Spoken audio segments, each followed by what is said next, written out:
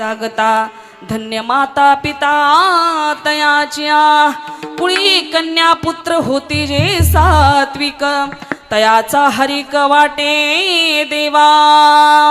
पहा अभंगाच्या पूर्ण अभंगामध्ये महाराज वर्णन करतात आपलं हित महाराजांनी सांगितलंय. आपलं हित कशामध्ये?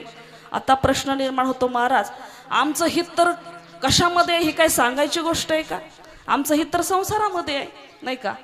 इकडे एक काकरी गेली दुसऱ्याकडे एक जरी काकरी गेली महाराज तरी आम्ही ती जाऊन देत नाही. आम्ही भांडून माघारी घेतो. नाही त्यांनी भांडून दिली तर कोर्टापर्यंत जातो. नाही कोर्टाला जरी रेटला तरी आम्ही भांडणं करतो. याच्यामध्ये आमचं हित आहे. आता वेगळं असं काय हित आहे बाबा?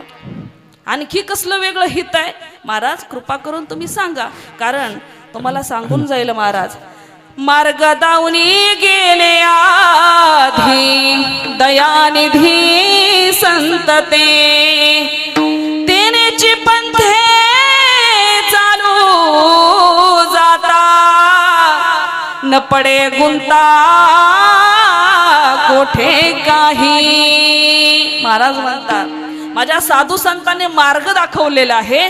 त्या मार्गाने जर आम्ही चालू लागलो ना महाराज आम्हाला कुठलाही गुंता आमच्या जीवनामध्ये राहणार नाही. प्रथमतः महाराज तुम्हा आम्हाला जो नरदेह लाभलेला आहे ना अगदी बहुत सायासाने हा नरदेह तुम्हा आम्हाला प्राप्त झालेला आहे. एक एक योनी कोटी कोटी फेरा मग लागे मारा मनवाचा मग लागे मारा मनवाचा मग लागे मारा मनवाचा.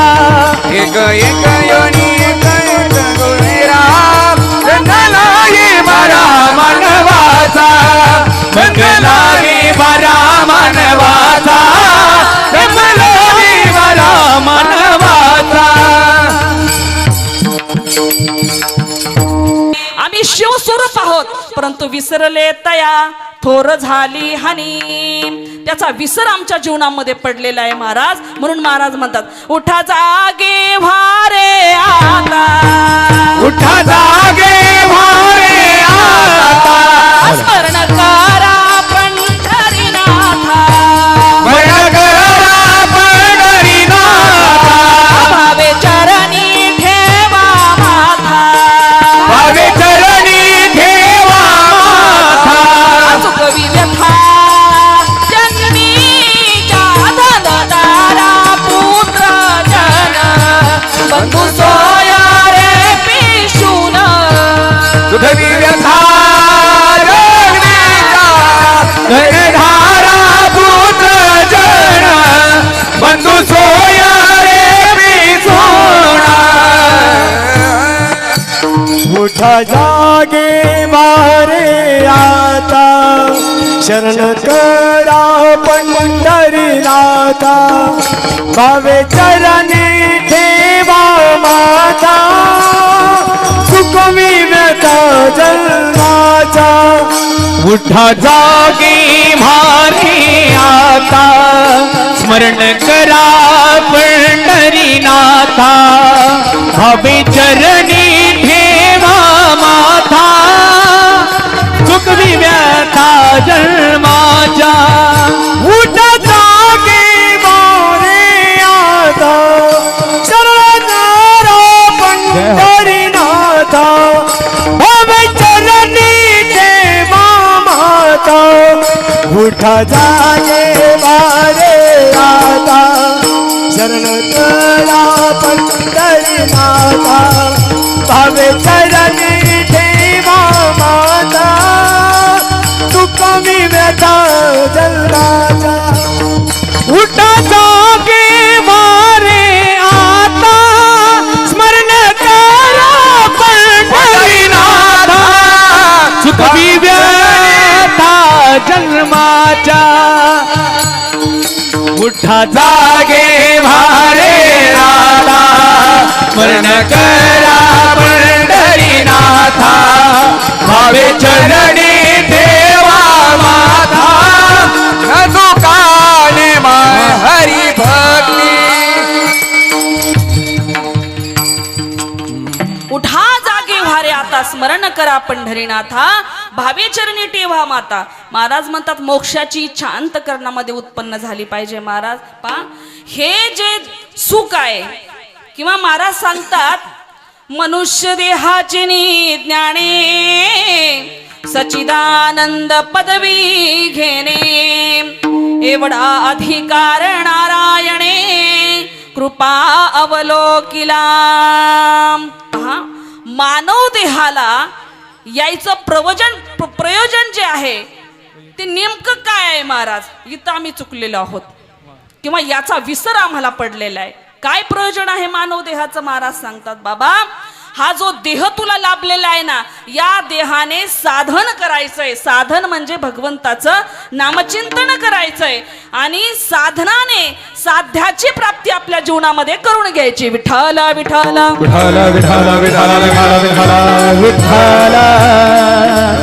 पण महाराज सांगतायत हे साधन सांगणारे संत कोण आहेत महाराज? संत चरणी भाव धरा, क्षणोक्षणी नाम स्मरा, मुक्ती सायुज्यता वरा, हेची करा रे बापानो, गुरु तेथ ज्ञान, ज्ञानी आत्मदर्शन, दर्शनी समाधान थी जैसे, ते ज्ञान पैगा बरवे, जरी मनियाथी आणावे, तरी संताया भजावे सर्वस्वेसी. ते ज्ञान गोड आहे, उत्तम आहे महाराज, परंतु त्याच्यासाठी संत चरणाची आवश्यकता आहे महाराज. नुसते संत चरण भेटून उपयोग नाही महाराज, तर ते संत आहेत हे ओळखता आलं पाहिजे महाराज. कारण संत हे तुमच्या आमच्यासारखेच आहेत महाराज. पहा, दूध आहे, दुधापासून काय तयार होतं महाराज? दुधापासून दही तयार होतं. दह्याचं मंथन केलं का त्याचं लोणी तयार होतं महाराज, आणि लोणी वितळल्यानंतर तूप तयार होतं. पहा, मला काय सांगायचं, संत हे तुमच्या आमच्यासारखे असतात. दुधाचा, दह्याचा, लोण्याचा रंग एकच आहे महाराज, रंग एकच आहे. परंतु एक बहादर म्हटला, ओ दूध आता कसं लिटर आहे आपल्याकडे? 60 रुपये लिटर दूध आहे. एक मनुष्य म्हटला, आणि दुधाचा भाव 60 रुपये आहे, तूप कसं किलो आहे महाराज? मला वाटतं ओरिजिनल गाईचं तूप असेल 700 रुपयापर्यंत असेल. तो म्हटला दुधाच्या भावामध्ये तूप द्या. तूप देता येईल का? दुधाच्या भावामध्ये तूप देता येणार नाही. तसं महाराज म्हणतात संत हे तुमच्या आमच्या सारखे जरी असले तरी त्यांचं ध्येय हे वेगळं आहे, हे लक्षात ठेवलं पाहिजे. विठ्ठल विठ्ठल विठ्ठल विठ्ठल विठ्ठल विठ्ठल. तशाच या कैलासवासी वृंदावनताई मावशी खरंच ह्या भाग्यवान आहेत महाराज. त्यांची गीता पाठ होती. मला असं त्यांनी मॅडमने सांगितलं, गीता पाठ होती. एवढं सोपं नाही हो महाराज, हे भाग्याशिवाय गोष्टी लाभत नाही. कारण महाराज म्हणतात भाग्यवंता घरी भजन पूजन, भाग्यवंता घरी भजन पूजन, भाग्यवंत घरी भजन पूजन, भाग्यवंत घरी भजन पूजन. त्याची वाट पाहे, त्याची वाट पाहे रघुनंदन, रघुनंदन, भाग्यवंत घरी भजन पूजन, भाग्यवंत घरी भजन पूजन. त्याची वाट पाहे, त्याची वाट पाहे रघुनंदन, रघुनंदन, भाग्यवंत घरी भजन पूजन, भाग्यवंत घरी भजन पूजन. त्या नुसत्या भाग्यवान नाही महाराज, त्यांनी परमार्थ तर जीवनामध्ये साधलायच, परंतु त्यांनी त्यांची संतती घडवली महाराज. जीवनामध्ये मानव देह मिळून उपयोग नाही महाराज, त्याचं महत्व सार्थकी लावता आलं पाहिजे आणि तो सार्थकी लागेल महाराज. परंतु केव्हा महाराज सांगतायत पहा, जीवनामध्ये अज्ञानी व्यक्तीची जर संगत लाभली ना महाराज, अज्ञानी व्यक्तीची सर्व काही गोष्टी असतात ना संसारामध्ये ह्या संगतीवरती अवलंबून असतात. पहा, अज्ञानी व्यक्तीची जर संगत जीवनामध्ये लाभली तर महाराज सांगतात ती नरका समान असते, ती नरका समान आहे. आणि ज्ञानी व्यक्तीची जर संगत आपल्या जीवनामध्ये लाभली ना महाराज, ती अमृता समान असते. विठ्ठल विठ्ठल विठाला विठाला विठाला विठाला विठाला विठाला. काही करू नका जीवनामध्ये महाराज. तुम्ही पहा, तीन गोष्टी, तीन व्यक्ती जीवनामध्ये, तीन व्यक्तींचे उपकार आपल्यावरती सांगितले. प्रथम माता पिता, दुसरे संत, तिसरा देव आहे महाराज. पहा, माता पित्यांची सेवा केल्याच्या नंतर सुभाषितकार वर्णन करतात काय लाभ प्राप्त होतो आपल्याला. न अन्नोदक समदानम न तिथी द्वादशा समा न गायत्र्या परो मंत्र न माता परदैवतम. पहा, अन्न उदकासारखं दान होऊ शकत नाही महाराज, द्वादशी सारखी तिथी होऊ शकत नाही, आणि गायत्री सारखा महामंत्र नाही, आई सारखं दैवत नाही. विठ्ठल विठ्ठल. पहा, शास्त्रामध्ये दोन माता आहेत महाराज, एक माता मदालसा आणि दुसरी मैनावती आहे. मदालसेला 4 पुत्र आहेत महाराज, जसं या वृंदावनी मावशींना 4 पुत्र आणि 1 कन्या आहे महाराज. महाराज सांगतात बरं का, पुत्र देई ऐसा गोंडा, पुत्र देई ऐसा गोंडा, पुत्र देई ऐसा गोंडा, पुत्र देई ऐसा गोंडा, पुत्र देई ऐसा गोंडा, पुत्र देई ऐसा गोंडा, पुत्र देई ऐसा गोंडा, पुत्र देई ऐसा गोंडा. भुवनी झेंडा, त्याचा त्रिभुवनी झेंडा, त्याचा त्रिभुवनी झेंडा, त्याचा त्रिभुवनी झेंडा. पुत्र देई ऐसा गुंडा, पुत्र देई ऐसा गुंडा, पुत्र देई ऐसा गुंडा, त्याचा तिन्ही लोकी झेंडा. पुत्र देई ऐसा गोंडा, पुत्र देई ऐसा गोंडा, पुत्र देई ऐसा गोंडा, त्याचा तिन्ही लोकी झेंडा. पुत्र देई ऐसा गोंडा, त्याचा त्रिभुवनी झेंडा. कन्या तरी ऐसी देई, जरी जशी मुक्ता मीराबाई, अशी कन्या द्या महाराज. जशी मुक्ताबाई, जशी मीराबाई आहे अशी कन्या द्या.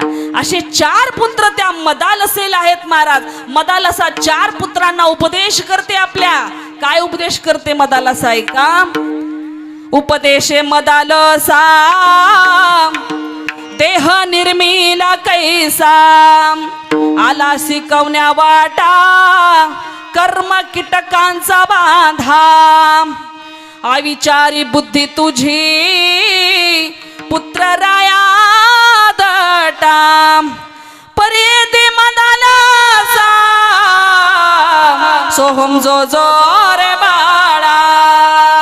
मदालसा वर्णन करते अशी माता असावी महाराज. ऐका, जशी सौ वृंदावनी ताई ह्या मावशींनी जसं आपल्या लेकरांना उपदेश केला, लेकरांना घडवलं महाराज, त्याप्रमाणे मदालसा सुद्धा आपल्या लेकरांना म्हणते, बाबा तुझी बुद्धी अविचारी आहे अजून, परंतु आम्ही अविचारी आहे हे म्हणायला आम्ही तयार नाही महाराज. या कलियुगामध्ये कोण लहानपण घ्यायला तयार नाही. माझ्या संत महात्म्यांचे विचार ऐका महाराज, शास्त्राचं अध्ययन करा. आम्हाला तिकडं पाहायला अजून वेळच नाही, नुसतं आम्ही ऐकतो, परंतु आम्ही त्याचं चिंतन मनन नाही का करत नाही महाराज.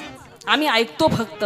ज्या महात्म्याने, ज्या जगद्गुरु तुकोबरायाने जर जगद्गुरु तुकोबरायांचा गाथा वाचला ना महाराज, पहा हा भवसागर आहे, या भवसागरातून जर आपला तरुण जायचं असेल तर महाराज म्हणतात जगद्गुरु तुकोबरायांचा गाथा वाचा, आपला माथा निर्मळ होईल महाराज. कारण या माथ्यामध्ये ना खूप गलिच्छ विचार ह्या माथ्यामध्ये आहेत. विचार जर संपवायचे असले ना गलिच्छ, तर जगद्गुरु तुकोबरायांचा गाथा वाचा. आपण हा भवसागर तरल्याशिवाय राहणार नाही. विठ्ठल विठ्ठल विठ्ठल.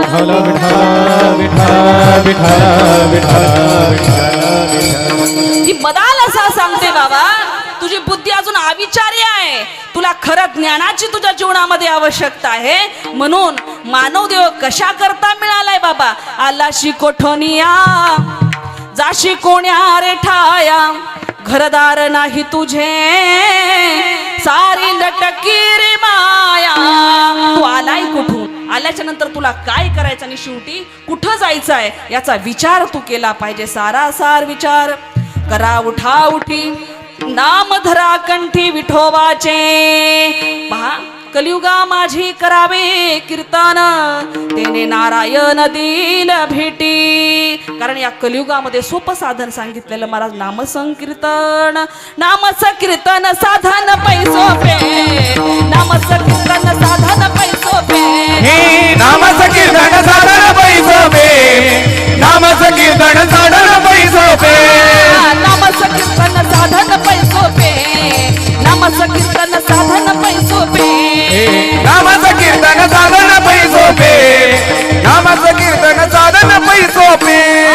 जळतील पापे जन्मांतरीचे, जळतील पापे जन्मांतरीचे, न लगती सायास जावे वनंतदा, न लगती सायास जावे वनंतदा, न लगती सायास जावे वनंतदा, न लगती सायास जावे वनंतदा. हे नलगती सायास जावे म्हणा करा, हरिमुखे म्हणा, हरिमुखे म्हणा, हरिमुखे म्हणा, हरिमुखे म्हणा, पुण्याची गणना कोण करी. नामसंकीर्तन साधन पैसोपे, जळतील पापे जन्मांतरीचे. सोपं साधन नामचिंतन हे साधन आपल्या कलियुगामध्ये सांगितलं महाराज. ऐका पहा, रामदास स्वामींनी दासबोध ग्रंथामध्ये सुंदर वर्णन केले आहे महाराज की नामचिंतनाचं महत्व काय आहे आणि नामचिंतनाने आपला लाभ काय होतो. ऐका महाराज पहा, या कलियुगामध्ये मला सांगा कोणता मनुष्य बिगर गोळी खाल्लेलं जीवन जगतो? कोणता मनुष्य आहे की त्याला गोळीच नाही? कुणाला बीपीची गोळी आहे, कुणाला शुगरची गोळी आहे, कुणाला कशाची गोळी आहे. काही नाही म्हणलं तर रोज थंडी तापीची डोक्याची तरी गोळी खावीच लागते ना महाराज, त्याच्याशिवाय जीवन आता नाही. परंतु शास्त्र सांगतं महाराज आपण आपल्या मनाचं काही बोलत नाही. रामदास स्वामी वर्णन करतात पहा, नित्याच्या जीवनामध्ये रोज आपण जे जीवन जगतो ना महाराज, त्या जीवनामध्ये 1 कोटी जर नामस्मरण आपल्या कोण घडलं ना माऊली, 1 कोटी नामस्मरण, तर काय होतं ऐका, आपलं आरोग्य सुधारतं, शरीर सुधारतं महाराज. 1 कोटी नामस्मरणाचा जप झाला पाहिजे. आता प्रश्न निर्माण होतो, एक नाम मुखामध्ये येत नाही महाराज, 1 कोटी कुठं व्हायचं आणि कसं व्हायचं 1 कोटी नामस्मरण? हो होईल महाराज. आपल्या श्वासावरती जर आपण लक्ष ठेवलं ना, निश्चित 1 कोटी नामस्मरण घडेल. अशी व्याख्या रामदास स्वामींनी 13 कोटीपर्यंत सांगितली. पहा मला सांगा, जीवनामध्ये तुमचा आमचा सर्वांचा अट्टहास कशासाठी आहे महाराज? कशासाठी आहे? धनासाठी अट्टहास आहे महाराज. मग महाराज म्हणतात तुम्हाला धन पाहिजे ना, सगळे उपाय महाराजांनी शास्त्रामध्ये सांगितलेले, सगळे माझ्या साधू संतांनी उपाय शास्त्रामध्ये लिहून ठेवले. पण आम्हाला अध्ययन करायला वेळ कुठे आहे महाराज? आम्हाला वेळ नाही. पण तुम्हाला धनाची जर अपेक्षा असेल तर महाराज म्हणतात जीवनामध्ये 2 कोटी जर नामस्मरण घडलं ना महाराज, तर धनाची प्राप्ती होते. पहा, धर्म अर्थ काम आणि मोक्ष हे 4 पुरुषार्थ सांगितले महाराज. परंतु महाराज म्हणतात जर आपल्याला धनाची अपेक्षा आहे, आणि प्रत्येकाला आहेच आहे, कारण जगद्गुरु तुकोबराय म्हणतात धनवंता लागी जगी मान मान्यता. धनवंताला जगामध्ये मान मान्यता आहे, परंतु ते धन कसं कमवावं महाराज म्हणतात,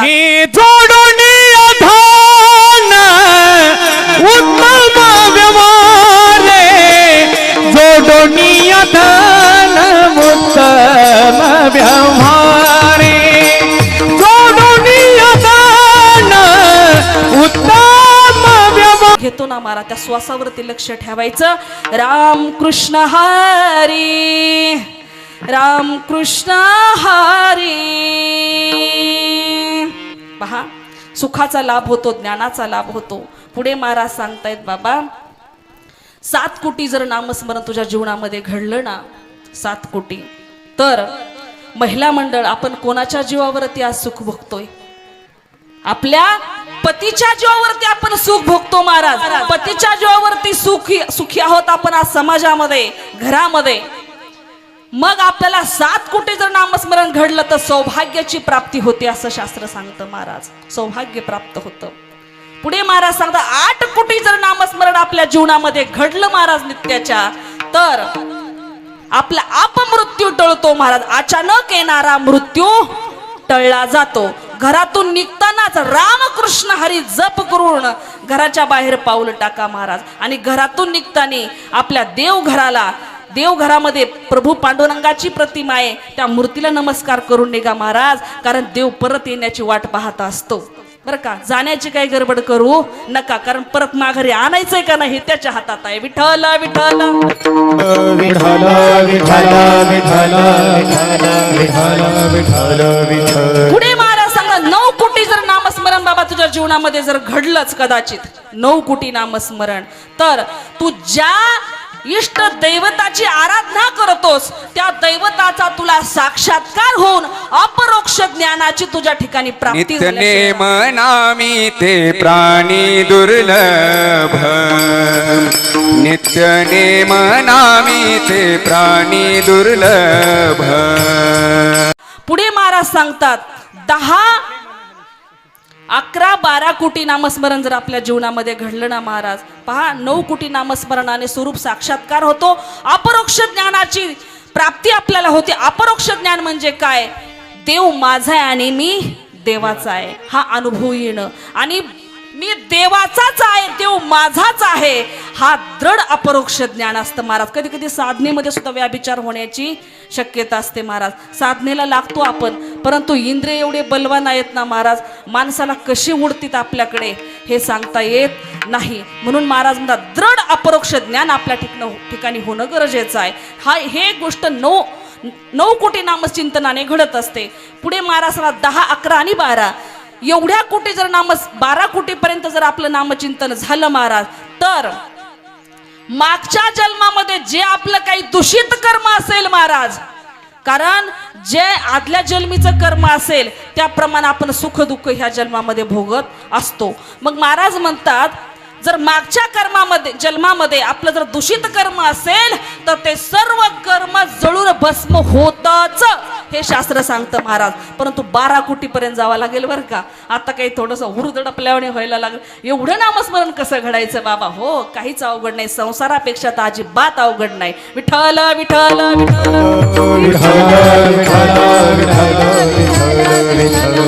पुढे महाराज सांगतात आता 12 कोटीपर्यंत नामचिंतन तू केलं बाबा, तुझं दूषित कर्म जळून गेलेलं आहे, आणि 13 कोटी जर नामचिंतन तुझ्या कडून जर घडलं गेलं ना, या जगाचा चालक मालक साक्षात येऊन तुला भेटणार आहे, याच्यामध्ये कुठलाही संशय नाही. विठ्ठल विठ्ठल.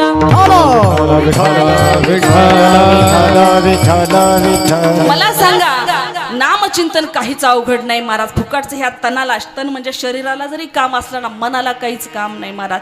तू म्हण हे मीच करी माझी ए भजनी प्रेम धरी, सर्वत्र नमस्कारी मज एकाती.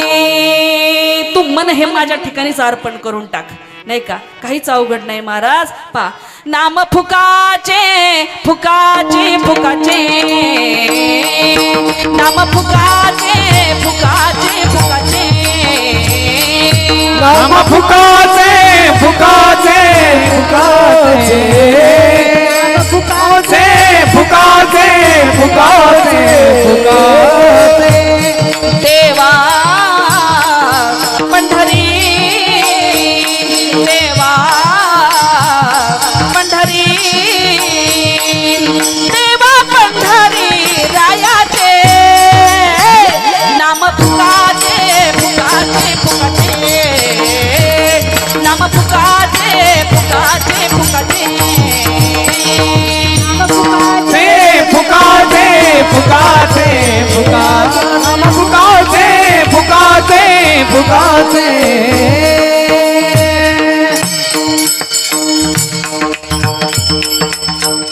फुकटचं नामचिंतन आहे महाराज.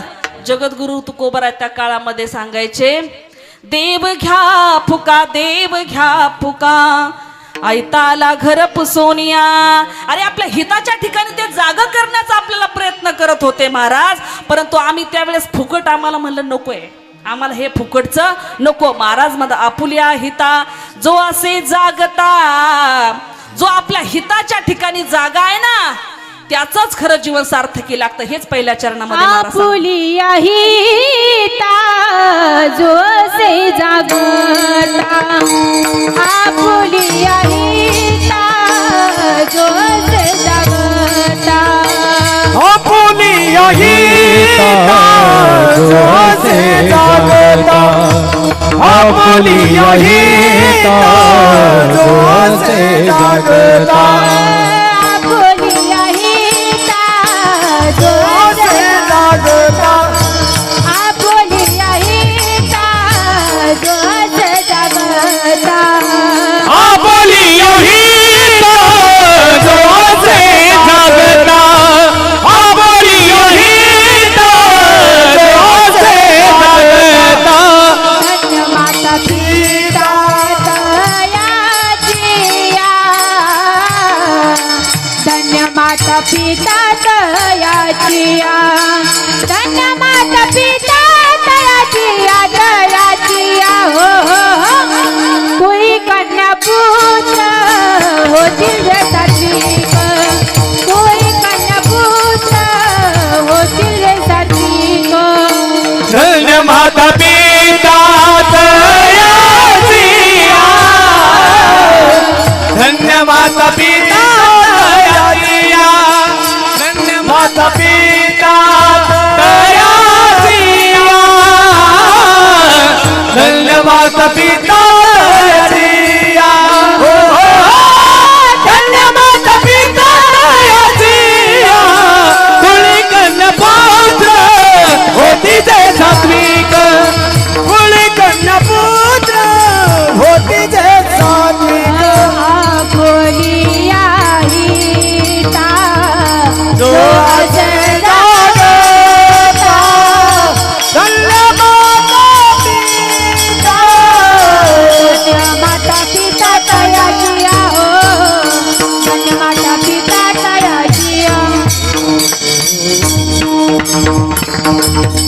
आपुलिया हिता जो असे जागता, धन्य माता पिता तयाचिया. पहा लेकराला आपल्या हिताच्या ठिकाणी जाग करणारे माता पित्यांना महाराज धन्यता देतात. ऐका, सुशील मातृपुण्येन पितृपुण्येन चतुरता, वंश पुण्येन उदार, आत्मपुण्येन सौभाग्यता. मातेचं जर पुण्य असेल तर सुशील अशी संतती जन्माला येते महाराज. पित्याचं जर पुण्य असेल तर चतुर संतती जन्माला येते.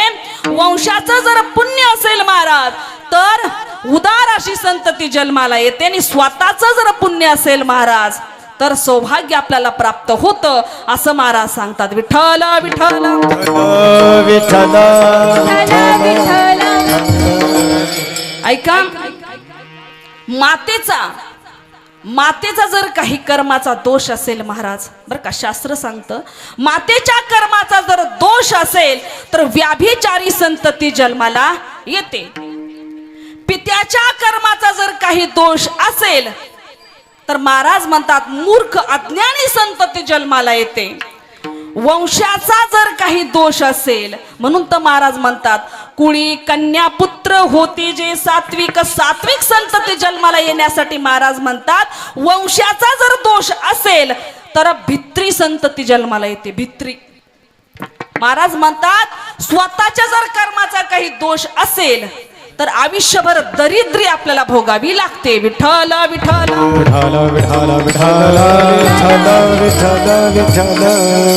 मग महाराज सांगतात बाबा आमचं कर्म कशाने चांगलं घडेल, कशाने चांगलं कर्म घडेल तर महाराज म्हणतात गीता भागवत करीती श्रवण, अखंड चिंतन विठोबाचे. आणि पहा आत्म्यावर त्याचा भार असतो महाराज, कारण निर्वाणी गोविंद असे मागे पुढे काहीच साकडे पडोने दी. तो परमात्मा मागे पुढे उभा असतो.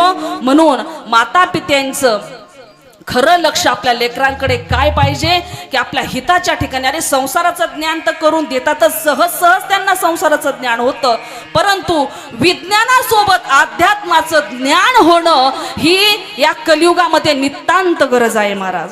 आपण विज्ञानाचं ज्ञान देण्याचा पुष्कळ प्रयत्न करतो महाराज. पहा, विज्ञान अज्ञान या दोन गोष्टी, विज्ञान कळलं बाबा, परंतु आमचं अज्ञान कशामध्ये आहे. विज्ञानाला सर्व काही मानणं हे सगळ्यात मोठं आमचं अज्ञान आहे. अध्यात्माच्या दृष्टीने विज्ञान पहा, जिथं विज्ञान संपतं ना महाराज तिथं आमचं अध्यात्म सुरू होतं. म्हणून आपल्या मुलांना माता पित्याने आपल्या हिताच्या ठिकाणी, आणि हित म्हणजे ईश्वराचं भजन, बाबा तो आलाय कशासाठी, तुला तुझं हित कशामध्ये आहे हे दाखवून दिलं पाहिजे महाराज. ऐका, शास्त्रामध्ये खूप सुंदर वर्णन आलंय. एकच कथा आपण सांगणार आहे, आपला वेळ नियोजित वेळेमध्ये आपण कार्यक्रम आपला आटोपता घेणार आहे. ऐका, भक्त प्रल्हादाचं कुळ. कारण आपण तुम्ही आम्ही संन्याशी नाहीत महाराज, ग्रस्त आश्रमी आहोत सर्वजण. पहा, एक ब्रह्मचारी आश्रम सांगितला, एक ग्रस्त आश्रम सांगितला, वानप्रस्थ आश्रम सांगितला, आणि चौथा संन्यास आश्रम सांगितलेला आहे. तर तुम्ही आम्ही काही संन्याशी नाही महाराज. महाराज सांगतात संन्याशी त्यांना म्हणतात, मी माझी आठवण विसरले जयाचे अंतःकरण, तो निरंतर संन्यासी जान पार्था. मी माझी आठवण विसरलेला आहे, तो निरंतर संन्यासी. मग तुम्ही आम्ही ग्रस्त आश्रमी आहोत महाराज. आता प्रश्न निर्माण होतो, आता का संन्यासच घ्यावा लागेल का भगवंताच्या प्राप्तीसाठी? नाही महाराज. जर ग्रस्त आश्रमामध्ये आपण जर जे शास्त्रामध्ये घालून दिलेले नियम जर पाळले ना महाराज, तर ईश्वर संन्यासापेक्षा सुद्धा ग्रस्त आश्रमाला लवकर प्राप्त होतोच. विठ्ठल विठ्ठल विठ्ठल विठ्ठल विठ्ठल विठ्ठल.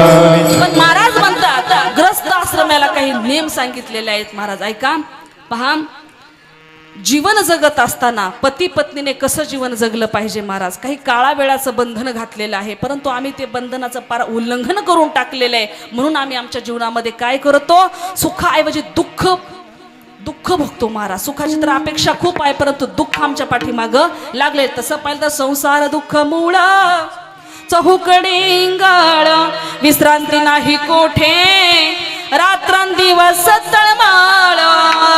पहा, कश्यप नावाचे एक महान ऋषी होऊन गेले महाराज. कारण या वृंदावनी मावशींचं मला मॅडमनी सांगितलं, त्यांची गीता पाठ होती आणि भागवतामध्ये त्यांना रुची होती महाराज. म्हणून एकच भागवतातलं उदाहरण सांगणार आहे, सेवा आटोपती घेणार आहे. कश्यप नावाचे एक महान ऋषी, त्यांना 2 पत्न्या होत्या महाराज. एकीचं नाव दिती आणि एकीचं नाव आदिती. दितीच्या पोटी राक्षस जन्माला आले महाराज. का राक्षस जन्माला आले ऐका, याचं कारण आहे महाराज, आम्ही आवेळ साधतो, आम्ही वेळ साधत नाही, आपली ही चुकी होते महाराज. पहा, कश्यपाची ती असणारी दिती पत्नी, त्या पत्नीने शृंगार करून आपल्या पतीकडे कामभाव प्रकट केला महाराज. परंतु तो कोणत्या वेळेला प्रकट केला, तर सूर्य मावळायला जायच्या वेळेला तो प्रकट केला महाराज. त्यावेळेस कश्यप ऋषी म्हणजे काय, ते काय सामान्य ब्राह्मण होते का महाराज? सामान्य ऋषी होते का तत मम मम करणारे? नाही महाराज. महाराज म्हणतात, पवित्र तो देह वाणी पुण्यवंत, पवित्र तो देह वाणी पुण्यवंत, पवित्र तो देह वाणी पुण्यवंत, पवित्र तो देह वाणी पुण्यवंत. सोबते अच्युत सर्व काळ सर्व काळ सर्व काळ, सोबते अच्युत सर्व काळ सर्व काळ सर्व काळ, पवित्र तो देह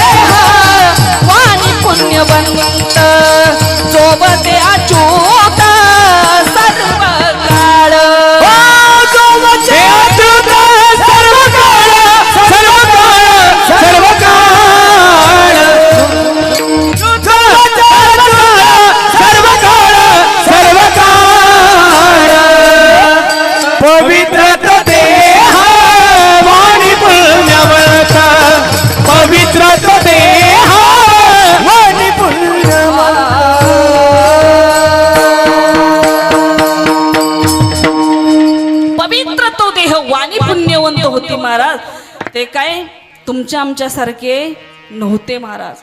कश्यप ऋषी दितीला म्हणतात, दिती तू काम भाव प्रगट केला खरा, परंतु अवेळ आहे. आवेळेच्या वेळेला ही गोष्ट तू प्रगट केलेली आहे. एक लक्षात ठेव, तुझी जरी इच्छा आता पूर्ण केली, परंतु तुझ्या पोटी राक्षसच जन्माला येतील. पहा आपण आवेळ साधतो.